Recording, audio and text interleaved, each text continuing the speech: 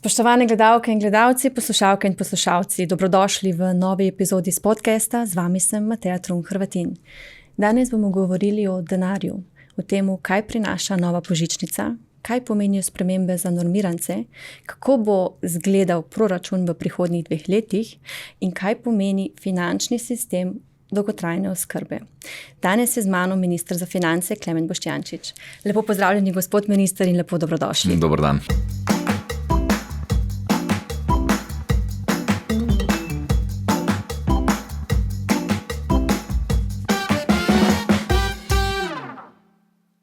Kako ste? Ste v redu? Ja, po precej napornih proračunskih pogajanjih sem zdaj malo bolje. Ja, verjetno zdaj se precej zadev dogaja v tej vroči politični jeseni, tako da verjamem, da je okoli tega precej pestro. Pa bova midva kar začela, pa bi začela morda kar z božičnico. Namreč bom rekla, to je taka zadeva, ki se tiče, se pravi, vseh državljank in državljanov. Tudi raziskava Valicona je pokazala, da dejansko 69% vprašanih odobrava obvezno božičnico in samo proti jih je bilo le 15%, ostali pa so bili nekako neodločeni. In tudi predsednik vlade glede tega je precej jasno povedal, in sicer, da božičnica namreč naj ne bi bila enkratna poteza, ampak kot neka trajna pravica.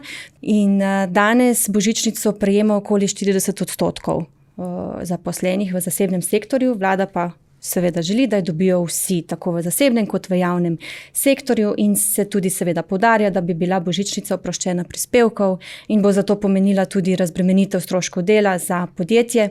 Se pa seveda odpira možnost neke izjeme, in sicer, če se podjetje znajde v nekih težavah, se večina zaposlenih lahko prostovoljno odpove neki božičnici in je to tudi sprejemljivo.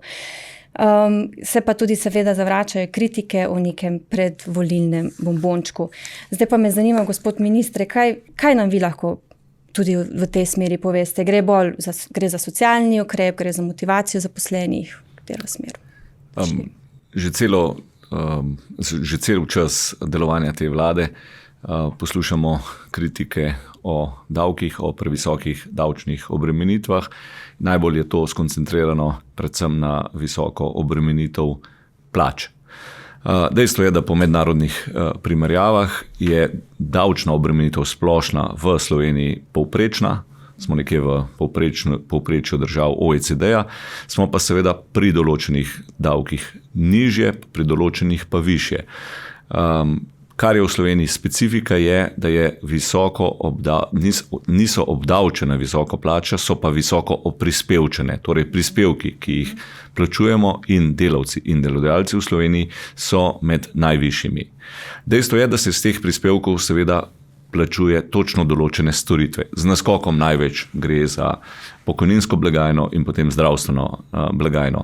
Torej, že ves čas mandata poslušamo kritike, predvsem o visoki obremenitvi plač, in seveda ukrep božičnice je posredno ukrep razbremenitve plač.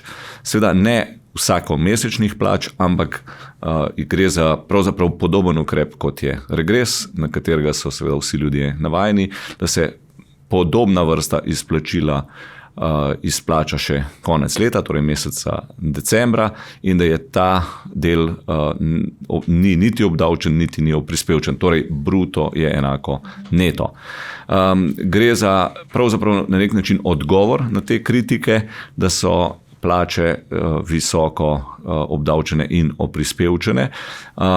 Na drugi strani seveda gre za ukrep, ker je predlog, ki ga je vlada dala ven, in še enkrat poudarjam, zaenkrat se pogovarjamo o predlogu, ki ga je potrebno seveda ustrezno nasloviti in predvsem v okviru socialnega dialoga, tako z delodajalci kot z delojemalci, pravzaprav prideti naprej. Torej, ta predlog je, da je božičnica enaka za vse. Tako da iz tega seveda je jasno, da je to ukrep, s katerim naslavljamo predvsem bolj slabše plačane, ker verjamem, da ljudem z visokimi mesečnimi dohodki plačami seveda precej manj pomeni 640 €, kot nekomu, ki je na minimalni plači ali med minimalno in povprečno plačo. Kaj pa o teh zneskih, ki se govori o 3 različnih zneskih božičnice? To bo še predebatirano verjetno? Zdaj, dejstvo je, da seveda nas kar nekaj pogovorov še čaka. Jaz bi si želel, da bi te pogovori že tekli, torej v naslednjih dneh.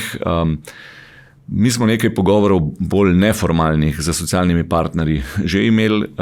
Te pogovori so precej bolj konstruktivni kot tisto, kar se govori o javnosti. Jaz verjamem, da je ne samo seveda pri davkih ali pa konkretno zdaj pri tem predlogu božičnice, ko se gre v javnost in se nastopa v javnosti, da pravzaprav seveda se v veliki meri naslavlja tudi neko politično agendo, sploh zdaj, ko smo pol leta pred volitvami in se pravzaprav vsak predlog, vsak ukrep vlade želi prikazati tudi kot političen ukrep. Na nek način mi je to žal, ker je seveda zaradi tega dogovor bistveno težje in seveda vsi vemo tudi v medijih se predvsem kaže negativne komentarje. Vi ste na začetku povedali, v Sloveniji po podatkih, ki jih imamo, je v letu 2023, to je zadnje leto, za katerega imamo podatke, 43% zaposlenih dobil neko obliko tako imenovane današnje 14. plače ali pa če hočete nagrade za poslovno uspešnost. Zdaj, seveda, če upoštevamo, da javni uslužbenci do tega niso upravičeni, pomeni, da več kot polovica zaposlenih v zasebnem sektorju že danes dobiva to tako imenovano poslovno uspešnost ob koncu leta, seveda v različnih višinah, kar seveda naprej pomeni, ker mi smo seveda predlog, ki smo ga dali, pomeni, da ta obvezni del v višini polovice minimalne plače, 640 €, da seveda se ušteva tudi v to poslovno uspešnost, kar pomeni, da vsi te subjekti, vseh teh dobrih 50% zaposlenih ali pa če hočete delodajalcev, v resnici bo plačeval podobno, torej neto zneski izplačila zaposlenim bodo enaka, kot so bila že v preteklosti, samo da za ta znesek do 640 € bodo še upravičeni, da jim ne bo potrebno plačati prispevkov socialnih. Kar pomeni, da pravzaprav več kot 50% zasebnega sektorja bodo delodajalci plačevali manj kot do zdaj. Je pa zanimivo, v javnosti se seveda sliši predvsem kritike. Te delodajalci, še enkrat, jih je več kot 50%, se ne oglašajo, čeprav bodo plačevali manj po predlogu, ki ga je vlada dala na mizo. Ampak to je seveda dejstvo, vedno tako, kot sem rekel, se v javnosti kaže kritike, želi se predvsem prikazati negativno plat, ne pa pozitivno, čeprav verjamem, da je ravno pri tem predlogu božičnice več pozitivnih plati kot negativnih. Vsekakor tudi pri anketi je bila, da je med vodilnimi in vodstvenimi delavci podpora več kot 50%, kar se tiče uvedbe božičnice in tudi med obrtniki, ki so trenutno seveda najbolj proti, pa jih v resnici manj kot 30% temu nasprotuje. Ja, žal je tako, da pri vsakem predlogu postanejo glasni, na davčnem področju še posebej, tisti, ki se čutijo prizadete, dobijo ogromno prostora v medijih. Mediji seveda, da je bolj zanimivo pisati o konfliktih kot o pozitivnih stvareh in seveda na drugi strani je pa to tudi posledica tega, da marsikdaj pride težko do dogovora, pa tudi do določenih odločitev, predvsem zaradi tega, ker velikokrat manjšina prevlada nad večino in vse, kar lahko rečem, mi je pač žal, da je tako. Kako pa morda odgovarjate delodajalcem, ki dejansko opozarjajo na to dodatno finančno breme in na likvidnostne težave? Jaz se zavedam tega, da je seveda problem tega, da je relativno kratek čas. Predlog, ki smo ga dali, je, da se to izplačilo izvede že letos in seveda se zavedam, da za določene delodajalce to lahko predstavlja predlog, predvsem zaradi tega, ker je malo časa, pa tega nimajo na nek način ukalkuliranega v svoje stroške, ampak to je ravno tisto, kar pravim, da je stvar debate. Jaz verjamem, da tudi za to obstojajo rešitve. Ne bi želel v javnosti prekmalo o njih govoriti, ampak zato so rešitve, ker bi želel predvsem, da se opravijo te pogovori z delodajalci in delojemalci in verjamem, da je to v resnici eno od osnovnih vprašanj, ki ga je potrebno nasloviti. Ampak zdaj, če pridemo do tega, da se obvezna božičnica ali 14. plača uvede, verjamem, da bomo prišli tudi do rešitve, kako rešiti zagato letošnjega leta in relativno kratkega časa, ki je do decembra. Kaj pa bi bil morda vaš odgovor tistim, ki pravijo, da gre za populizem? Zdaj, še enkrat, več kot 3 leta, kar ta vlada že deluje, poslušam kritike o tem, da so plače preveč, da so prispevki in davki previsoki. Ko vlada pride z predlogom razbremenitve, je pa odziv, da je to populističen ukrep. V bistvu ne gre eno z drugim skupaj. Jaz bi se seveda želel še bolj celovitega pristopa, tudi ne zanikam tega, kot sem rekel, da so prispevki v Sloveniji visoki, ampak potrebno se je pogovarjati, zakaj so te prispevki tako visoki in kaj se iz njih plačuje in dejansko ali te prispevki zadoščajo za storitve, ki jih na drugi strani državljani pričakujejo. Ampak, tako kot sem rekel, seveda večina kritikov seveda ne da odgovora na to, ali predlagajo, da bi bilo potrebno storitve znižati, da bi bilo treba kvaliteto znižati, da bi bilo potrebno pokojnine znižati. Seveda nihče tega ne predlaga, vsi pa govorijo o tem, da bi morali biti prispevki nižji.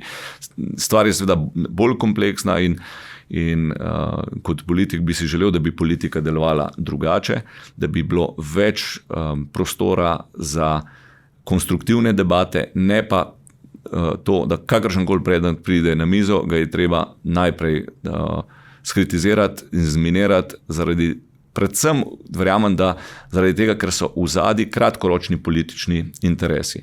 Nove volitve. Sej ves čas so neke nove volitve pred nami. Vsako leto je nekaj. Ja, in nažalost politika deluje kratkoročno ali pa večina politike deluje kratkoročno in to je tista ključna stvar ali pa ključna razlika, ki verjamem, da dela našo vlado drugačno. Smo se pač lotili vrste stvari, reform, ki so dolgoročne, ki tudi ne bodo imele učinke še čez en teden, en mesec ali eno leto. Nekatere bodo imele učinek šele čez 5 do 10 let. Ampak verjamem, da je to v državi potrebno narediti, ampak to je, kot sem rekel, neoportuno, ker politiki gledajo od enih volitev do drugih in delati kratkoročne ukrepe, ki bodo sicer na kratek rok morda dali rezultat, na dolgi rok pa nas pravzaprav ne zanima, kam država gre. In pri tem bo šlo tudi morda za nek poseg v delovno-pravni, delovno-zakonodajni okvir oziroma v nek zakon o delovnih razmerjih, o dohodnini in tako naprej. Ta predlog posega v 3 zakone, tako da potrebno je spremeniti 3 zakone. En zakon je pod pristojnostjo Ministrstva za finance, 2 pa pod pristojnostjo Ministrstva za delo. Obstoja tudi druga, krajša pot, nek interventni zakon, si jo ne želim. Ta pot je seveda možna, torej seveda je treba izvesti, ampak predvsem si želel, da če pridemo do kompromisa, verjamem, da tudi zakonodajno ne bo težava tega speljati v naslednjih mesecih. Podobno ureditev poznajo pa tudi drugod po Evropi, namreč v Španiji, Portugalskem in pa Grčiji je dejansko nekako tale božičnica oziroma 14. plača zakonsko obvezna. V sosednji Avstriji pa je nekako samoumevno, da zaposleni poleg svojih rednih plač prejmejo še 2 dodatni, imenujejo jo dopustniška in pa božična plača, sicer kot vemo, nista določeni z zakonom, izhajata iz nekih kolektivnih pogodb, ampak ker te pokrivajo neko veliko večino zaposlenih, pa sta ti dodatni izplačili v praksi nekako postali kot neko pravilo. Ja, dejstvo je, da v veliko evropskih državah se izplačuje tudi božičnica. Je pa ozadje te božičnice ali pa podlage so različne, kot ste omenili, v nekaterih državah je zakonsko obvezna na nek podoben način, kot ga zdaj predlagamo tudi v Sloveniji. V vrsti drugih držav pa ni sicer zakonsko obvezna, vendar velika večina delodajalcev izplačuje to božičnico, velja tako za Avstrijo kot za Italijo, ampak tam je sistem malo drugačen, tam se predvsem dogovarja letna plača, ki se potem razdeli na 14 obrokov. Tako da iz tega vidika seveda je ta naš predlog podoben in pravzaprav verjamemo, da je december dejansko tisti mesec, ko je veliko ljudi, še enkrat, predvsem tistih, ki so slabše plačani, v stiski. Vemo, kakšen mesec je december in zaradi tega se nam zdi kot vladi prav, da se v decembru izplača še ta 14. plača ali pa božičnica, predvsem zaradi tega, da ljudem na nek način olajšamo ta praznični čas, za katerega se zavedamo, da je predvsem za slabše plačane ni tako lep, kot ga vsi želimo slikati. Je pa tako, kot sem še enkrat rekel, potrebno kar nekaj stvari še doreči in verjamem, da jih v naslednjih tednih bomo. No, pa greva še malček na naslednjo temo in sicer na normirance, se pravi samostojne podjetnike, obrtnike. Obrtnike lahko tudi rečemo, da so nekako tudi hrbtenice na nek način slovenskemu podjetništvu. In cilj je razbremenitev dela in hkrati tudi bolj pravična porazdelitev pri višjih prihodkih.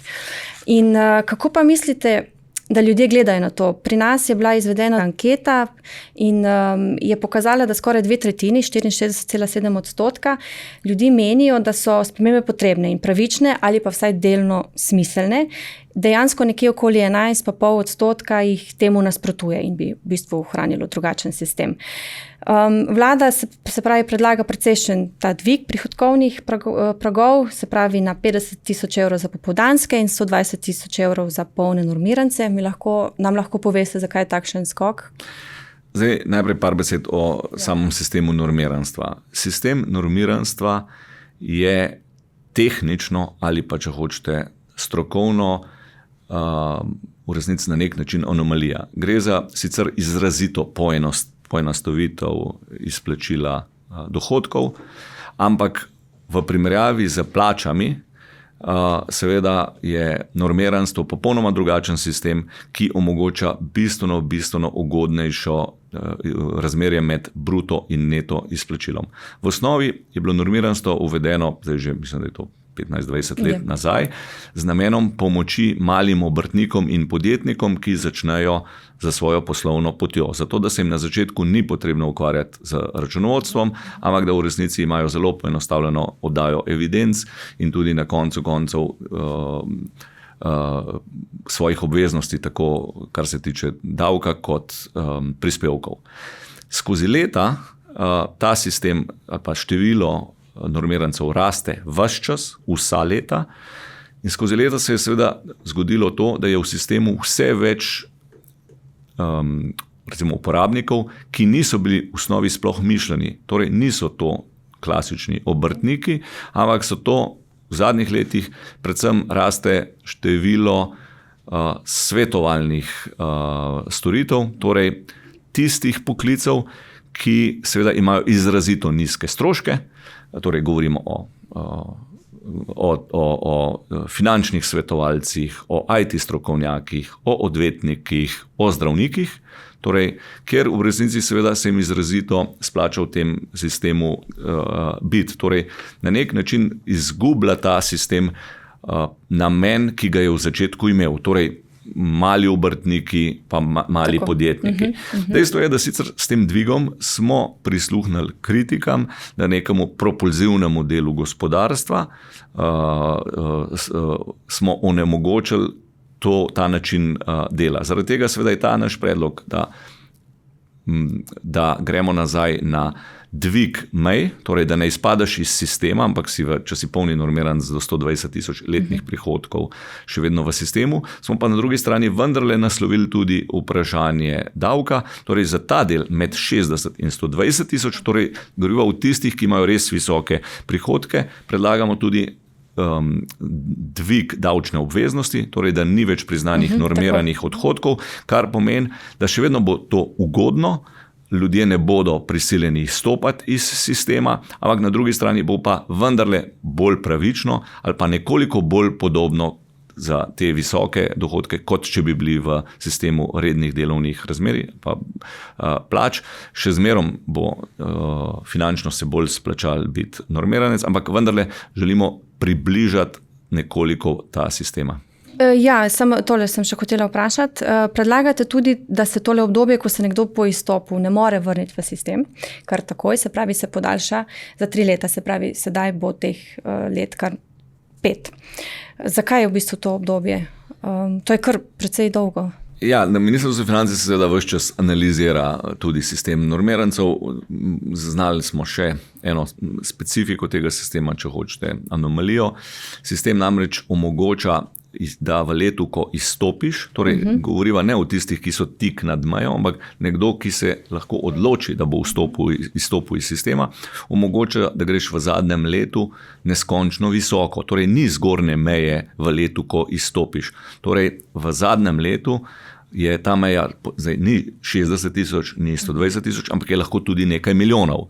Torej mi imamo primere, ni jih veliko, ampak normirancev, ki imajo čez milijon prihodkov in seveda verjamemo, da je to namenoma narejeno, ki je recimo največji normiranec v lanskem letu, po podatkih, ki jih imamo, je imel prihodkov čez 5 milijonov.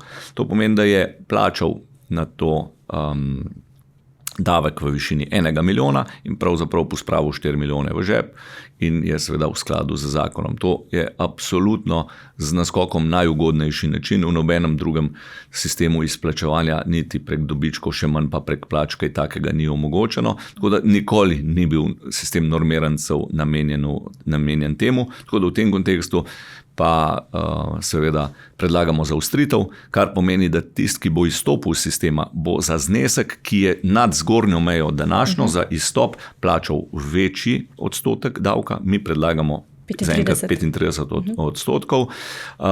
Plus, zato da se boš vrnil v sistem, boš rabil 5 let, po novem je 2 leti, kar tudi zaznavamo primere, ko gre nekdo zavestno ven iz sistema, v zadnjem letu izrazito poveča prihodke, potem seveda naslednji 2 leti te prihodke lahko izvaja preko kakšnega drugega SP-ja, kolega, prijatelja in se po 2 letih spet vrne nazaj. Te stvari želimo čim bolj znižati ali pa omejiti. Razumljivo. Sedaj pa greva še malček na tale državni proračun. Skratka, proračun 2025 in okvir 2026 sta bila sprejeta. Seveda se je sprožilo zopet kar nekaj kritik, tudi opozorila ekonomistov, da bo božičnica povečala proračunski primanjkljaj na 4% bruto domačega proizvoda. Kaj nam lahko vi več poveste o tem oziroma o tem sprejetem državnem proračunu? Namreč verjetno naše poslušalce tudi zanima prihodki, odhodki, primanjkljaj, zakaj v 2026 višji minus, kot je bil pričakovan in tako naprej. Najprej seveda demantiram tako eno tezo, ki se v zadnjih mesecih izrazito poudarja. Pri tem je seveda z naskokom najbolj glasna opozicija zaradi volitev, ki prihajajo. To je, da je primanjkljaj, ki ga imamo letos in naslednjo leto ogromen in da vodi državo v bankrot. To je ena najbolj norih stvari, kar sem jih slišal kot politik. Slovenija je imela v zadnjih 2 letih samo 2-krat presežek, vse ostalo, v zadnjih 20 letih samo 2-krat presežek, vsa ostala leta pa primanjkljaj. V zadnjih 6 letih je primanjkljaj v letošnjem letu drugi najnižji. Samo lani je bil še nižji kot letos, pri čemer mislim, da smo bili 7. država znotraj Evropske unije z najnižjim primanjkljajem. Tudi ta primanjkljaj, ki bo letos, bo, verjamem, v povprečju ali celo pod povprečjem Evropske unije. Najvišje primanjkljaje je v zadnjih 20 letih so bili v letih 20 in 21, ter mislim, da letu 2012, to so bila vsa 3 leta, ko je bila na oblasti sedanja opozicija, ki je zdaj najbolj glasna in govori o tem, kako je naša vlada tista, ki zadolžuje državo in jo vodi v bankrot. Če pogledamo številke, je realnost ravno obratna. Seveda je vedno med strani opozicije priročno izgovor. Izgovor je COVID. Nobenega dvoma ni, da je bila COVID velika kriza, ki je seveda zahtevala svoje finančni dolg, ki ga je država financirala.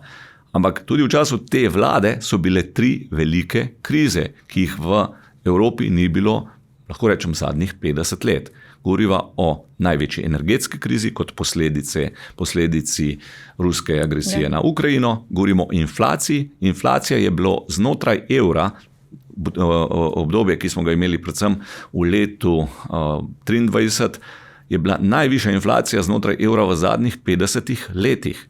In potem je leta 2023 se zgodila še največja naravna nesreča, katerih seveda direktni in posredni stroški grejo v milijarde evrov. Pa se seveda danes pozablja že na te krize, ne? V bistvu si jih v veliki meri jemlje kot nekaj nič posebnega, poudarja se pa krize, v katerih je morala jih prebroditi prejšnja vlada. Tudi danes imamo na obzorju, ni na obzorju, ampak se pravzaprav že dogaja pravzaprav največje trgovinski konflikti po drugi svetovni vojni, kot posledica predvsem ameriške politike, carinske vojne.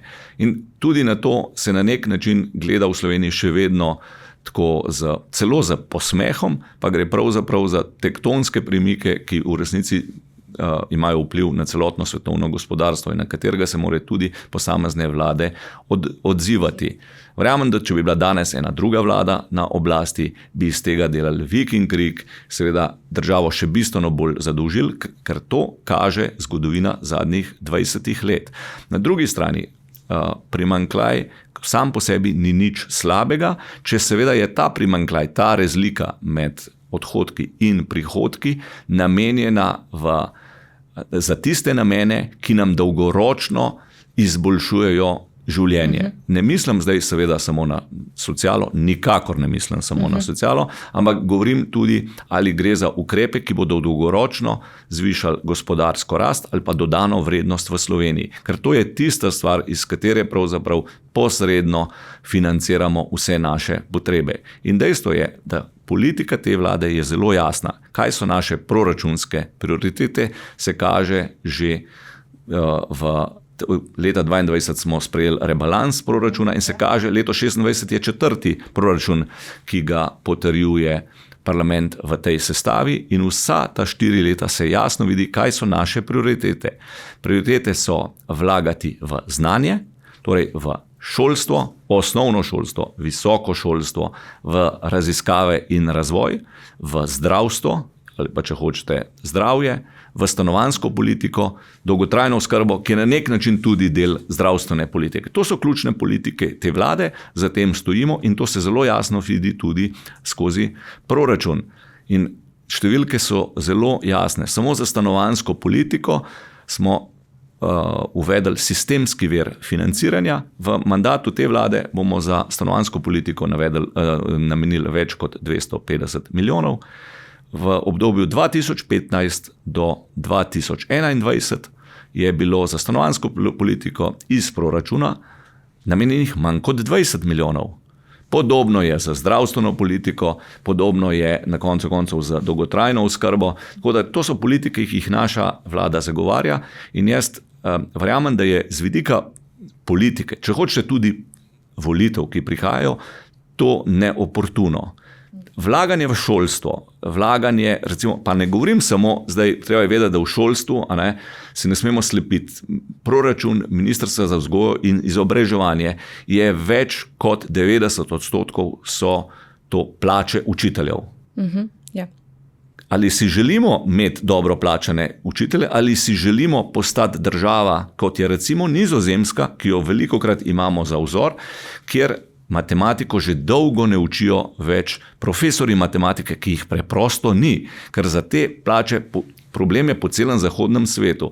Jaz verjamem, in tukaj seveda izrazito deliva mnenja za predsednikom vlade, da je tista stvar, ki jo Slovenija ima, in v tisto, katero mora vlagati, je, da je to država znanja. Torej, to je tisto, kar imamo in v to moramo vlagati. Zaradi tega smo seveda, in tega ne skrivamo, želeli izboljšati položaj v šolstvu. Eno so seveda same plače, da bo vendarle ljudje počasnejš odhajali ven iz šolstva, ker si nadelam utvar, da jih bomo prav veliko, da bodo drli v šolstvo. Ampak na drugi strani ne gre samo za to, gre tudi za investicije v vrtce in v šole. Podatki, ki sem jih dobil strani Ministrstva za vzgojo in izobraževanje, v 20 letih se v Sloveniji pravzaprav ni nič vlagalo v obnove šol in vrtcev. Torej, to so tiste stvari, ki nas delajo drugačne od pravzaprav od vseh prejšnjih vlad, pa se to na kratek rok še ne bo poznalo. Tudi vlaganja v raziskave in razvoj imajo učinek čez 5, 10 ali 15 let. Ampak iskreno verjamem, da je to tisto, v kar mora država vlagati in da je to tisto, s katerim presežemo neke kratkoročne politike, ki se seveda ne vidijo. Verjamem, da bi hitro našli, da bi te stotine milijonov vložili kam drugam, ampak če hočemo kot država napredovati, je pač potrebno te kratkoročne politike z njimi prenehati. Tako in vlagati se pravi v znanje in tudi potem to znanje obdržati v državi. Tako je. Tako da nam ne pobegne. Omenila sva že, se pravi, na kratko ste omenili dolgotrajno oskrbo, se pravi, prispevek je uveden od julija letos. Gospod minister, koliko sredstev pa je do sedaj v zdravstveni blagajni glede 1% prispevka?